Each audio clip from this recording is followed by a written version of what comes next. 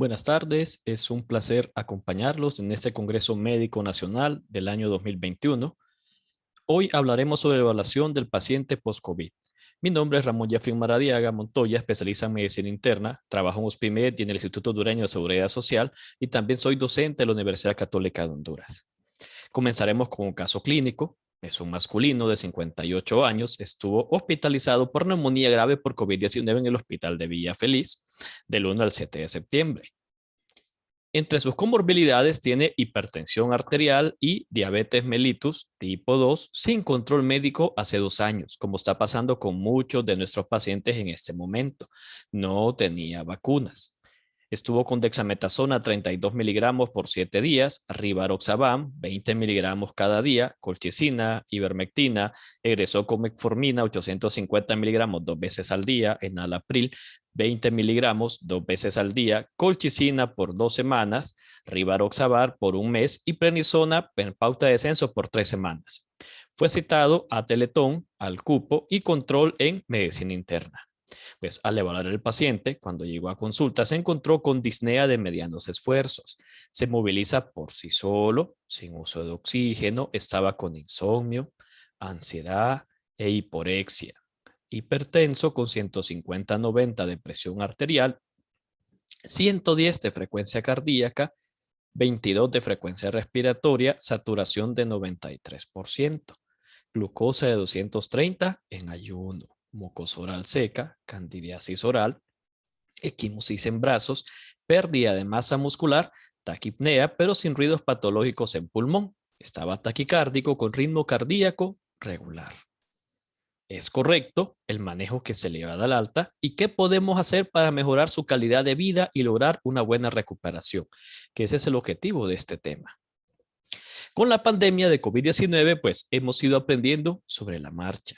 No tenemos ningún lineamiento específico para pacientes post-COVID, por lo menos a nivel nacional y a nivel internacional, pues cada vez salen pautas que se están actualizando de forma constante conforme adquirimos experiencia con los pacientes. Y muchos de los supervivientes de esta enfermedad sufren graves secuelas importantes en la salud física, cognitiva y mental. Y estos claves son 3 esferas que evaluamos. Y muchas veces solo nos encargamos de la parte física.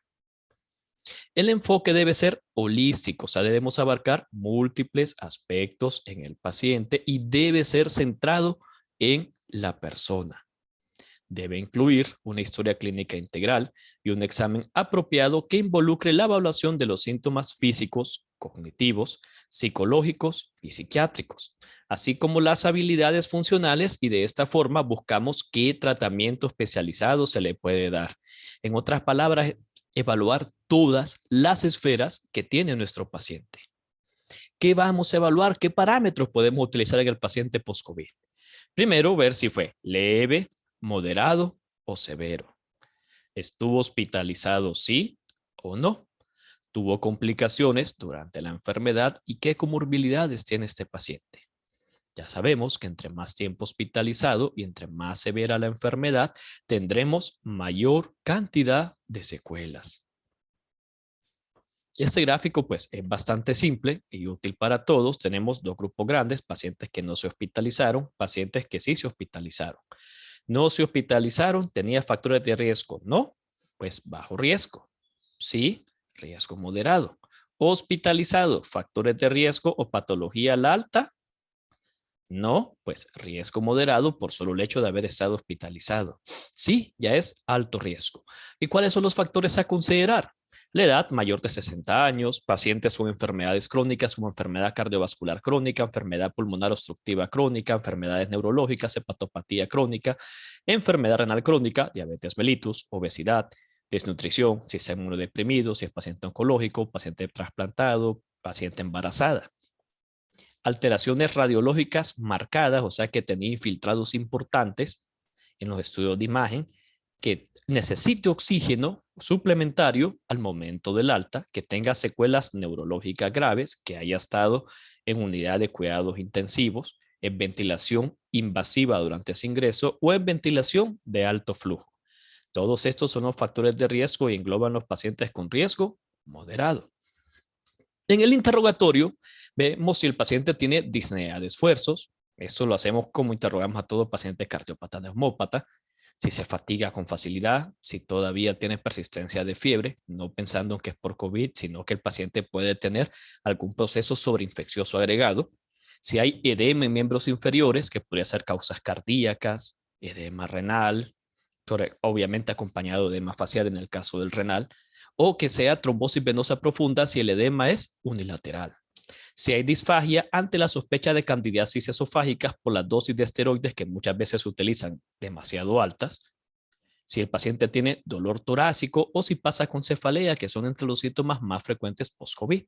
Se evalúa la calidad del sueño, si tiene depresión, ansiedad, su calidad de vida, si el paciente es frágil, por ejemplo, adultos mayores, pacientes enfermos crónicos, y ver su estado nutricional. Porque como ya sabemos, pues esa enfermedad se pierde bastante masa muscular y los pacientes pierden peso. Y desgraciadamente no es por tejido graso, pierden peso porque pierden mucha masa muscular.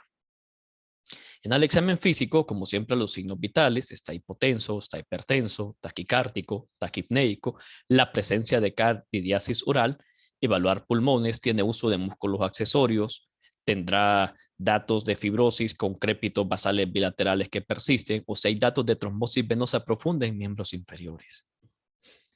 Los estudios, y esto es importante, lo indicamos según los hallazgos clínicos que encontremos en el paciente y sus comorbilidades. No es una receta de cocina que a los pacientes les vamos a dar una lista enorme de exámenes. Por eso aquí anoto algunas sugerencias. Digo sugerencias porque la cantidad de pacientes es variable y muchos estudios van a depender de lo que encontremos. Hemograma, buscando leucocitosis, si sobre infección o incluso por el uso de glucocorticoides que sabemos que nos pueden elevar glóbulos blancos.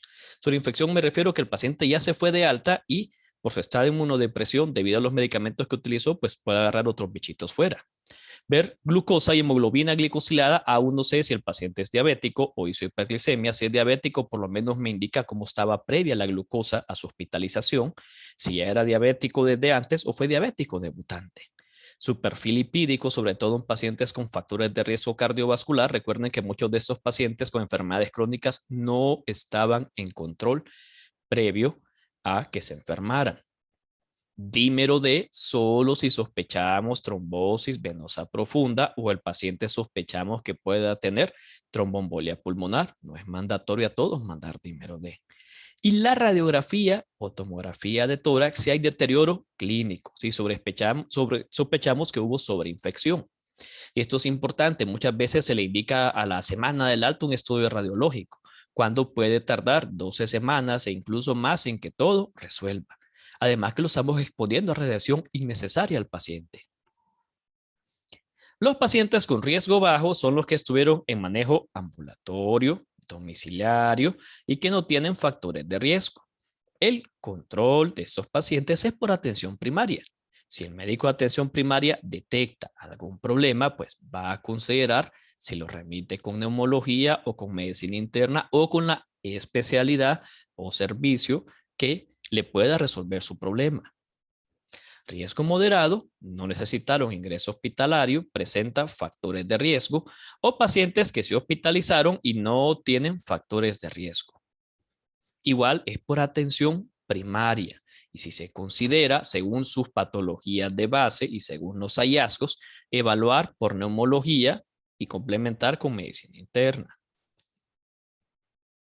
Alto riesgo, ocupó hospitalización y que también al alta presenta factores de riesgo. El control, pues ya es en el ámbito hospitalario y el equipo es multidisciplinario. Va a depender de las necesidades y de las alteraciones que tenga el paciente. Se hace una valoración clínica, funcional y emocional. Y se va a ver la necesidad de enviar a otras especialidades. Los pacientes que fueron tratados en cuidados intensivos, que muchos de estos estuvieron semanas, pueden presentar un síndrome post-intensivos que ya se ha estudiado por otras patologías previas, donde los pacientes pueden tener discapacidad psiquiátrica, cognitiva o física, que persiste después de que el paciente se ha dado de alta. El riesgo lo minimizamos con medicamentos para síntomas. Nuevamente, no es receta de cocina. Según lo que tenga el paciente, yo voy considerando la familia de medicamentos. Rehabilitación física, un aspecto que muchas veces se ha descuidado en los pacientes, junto con el apoyo familiar y ver dónde se van a remitir. Un aspecto importante, se ha visto que la rehabilitación pulmonar temprana puede mejorar la recuperación de función respiratoria y física. Y esto es importante porque a los pacientes se les da de alta y se les deja cita para dentro de un mes en rehabilitación. O sea, lo que se podía beneficiar el paciente, pues ya se ha perdido tiempo valioso. Si se comienza la rehabilitación desde su estancia intrahospitalaria, esto va a contribuir a que tenga una calidad de vida mejor cuando egrese. La evaluación psicológica es fundamental. Se ha visto que muchos pacientes terminan con ansiedad o depresión, o puede ser que ya tenían la patología de base y se descompensen post-hospitalización, que es algo entendible por la situación traumática que vivieron. Entonces, te puede dar apoyo social, evaluar con un psicólogo, ver si el paciente persiste con dolor posteriormente que estuvo mucho tiempo encamado o pasa con cefaleas o mialgias o artralgias. E incluso el aislamiento por el cual muchos familiares los someten pensando que todavía los pueden infectar. Y si el paciente tiene una patología psiquiátrica de base, entonces se debe tratar nuevamente. La salud mental es tan importante como la salud física. La terapia física nos ayuda mucho en pacientes que persisten con disnea, tos, fatiga, sintomatología respiratoria. En pacientes que tienen enfermedad leve, pues se puede iniciar la rehabilitación una semana después de la enfermedad con ejercicios de estiramiento y fortalecimiento antes de sesiones cardiovasculares. Si los síntomas fueron muy leves, limitar la actividad a caminar de forma despacio y va aumentando los periodos de descanso si los síntomas se empeoran. Recuerden que incluso los pacientes con enfermedad leve a veces quedan con síntomas post-COVID. Por eso hay que ir gradualmente y se debe evitar de entrar al entrenamiento de alta intensidad. Si el paciente tuvo linfopenia, estuvo con soporte de oxígeno, es necesaria una evaluación clínica antes de reanudar ejercicio. Y los pacientes que tuvieron complicaciones cardiovasculares, que también ya se ha documentado, si el paciente tuvo un infarto, estuvo con insuficiencia cardíaca, necesita una evaluación cardiológica antes de reanudar el esfuerzo físico intenso. Posteriormente a la hospitalización, el servicio de manejo debe ser multidisciplinario y se debe enviar los pacientes a los servicios que sean necesarios. O sea, no es que los pacientes se van a mandar todos a medicina interna y después que en medicina interna busque qué hacer. No, desde el momento que sea de alta, se envía psicología, soporte nutricional, se envía a una clínica de atención primaria donde el médico general perfectamente está capacitado para evaluar cómo está este paciente, como una revisión rutinaria y examen físico, ver qué problemas se le pueden ayudar y se debe derivar con quién. O sea que es un manejo multidisciplinario.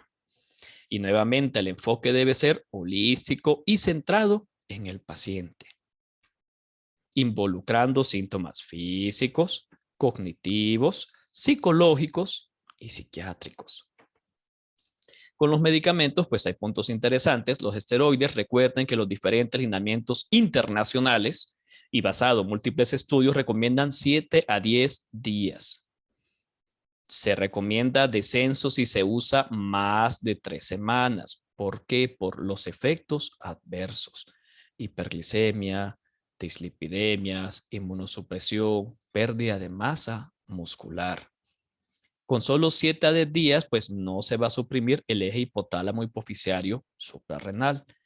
Y los pacientes que utilizaron dosis arriba del rango terapéutico, pues si vamos a hacer pautas de descenso, considerar tratar de hacerlo lo más pronto posible.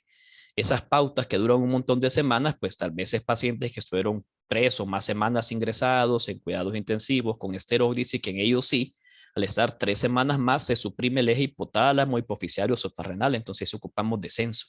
En la gran mayoría de pacientes no se ocupan pautas de descenso, porque más bien vamos a tener efectos adversos.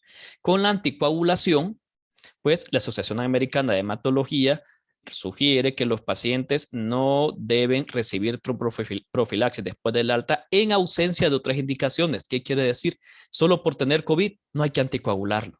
Y eso lo hemos visto en pacientes hospitalizados, que se ha visto que la anticoagulación profiláctica ayuda, pero no se ha visto beneficios en solo porque tuvo COVID-19, mandarlo al alta con anticoagulantes.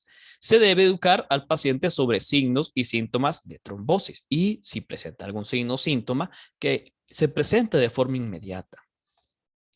Para pacientes con alto riesgo de trombosis venosa profunda, se ha demostrado que posterior al alta, pues se puede arribar Oxaban 10 miligramos al día, un máximo de 31 a 39 días. Máximo. Y nuevamente pacientes con riesgo. Por eso hay escalas que se pueden utilizar, utilizando escalas, elevación del dímero D, si fue 2 veces arriba del límite superior, ver la condición física del paciente. No es lo mismo un adulto mayor de 80 años, dependiente de oxígeno, que no camina y que va a estar encamado, donde con solo tener eso sin haber tenido COVID-19, pues puede ocupar anticoagulación profiláctica, a un paciente que camina de forma normal, no tiene otros factores de riesgo para trombosis, no es oncológico, no ha tenido trombosis venosa profunda previa, no tiene un estado hipercoagulable. Entonces, en esos casos, no. Recuerden la famosa tríada de Virchow. ¿Qué elementos tiene mi paciente de la tríada de Virchow que pueden servirle y que son indicación de terapia anticoagulante? Y por eso hay SCORE. Nosotros somos médicos, somos científicos, utilizamos SCORE para determinar quién tiene riesgo, sí o no. No es receta de cocina y tampoco en ninguna parte del mundo civilizado y científico sale anticoagular 3 meses a los pacientes, a menos que tenga una indicación clara. Solo por anticoagular a todos, no, por riesgo de sangrado. No existe recomendación de alguna vitamina o suplemento a menos que tenga un déficit nutricional. O sea, si mi paciente está desnutrido, la parte de soporte nutricional por nutricionista le va a ayudar. Dar vitaminas solo porque sí, para darnos paz mental y dar paz mental al paciente por un efecto placebo, no tiene ningún sentido. Y clave, se deben manejar las comorbilidades. Vamos otra vez a este punto. Muchos de los pacientes no tenían manejo de sus comorbilidades durante bastante tiempo y salieron de la enfermedad, pero si tiene su comorbilidad descompensada, esto le puede dar complicaciones. Para ir finalizando, los pacientes son personas que debemos individualizar, estratificar, ver qué necesita cada uno. Para esto no es necesario remitir de un solo un servicio de especialidad. Cualquier médico está capacitado para hacer una evaluación y decidir qué ayuda al paciente, ¿sí? Y que no, porque muchas veces los pacientes dicen, no, busque un internista, un neumólogo solo porque quiero evaluar. O sea, y eso no es así. El médico evalúa, decide, ve si se puede beneficiar. Muchos pacientes necesitan terapia física, no son remitidos, necesitan terapia psicológica, no son remitidos, necesita terapia nutricional. El manejo es multidisciplinario y dos aliados que nos ayudan a seguir aprendiendo y a poder manejar bien nuestros pacientes son la experiencia que adquirimos a diario complementada con lectura de documentos científicos. Todas las semanas se van actualizando, aparecen guías de manejo y solo es de buscar. Muchos países ya han lanzado guías de manejo post-COVID que nos pueden servir. Y para finalizar, nuevamente el caso, los dejo a cada uno que decidan qué manejo, qué cosas harían por este paciente para ayudarlo y mejorar su calidad de vida. Recuerden que nuestro objetivo es dar mejor calidad de vida a los pacientes y no debemos olvidar tratar las 3 esferas. Espero que les sirva mucho y que eso los motive a leer mucho más del tema. Fue un placer acompañarlos.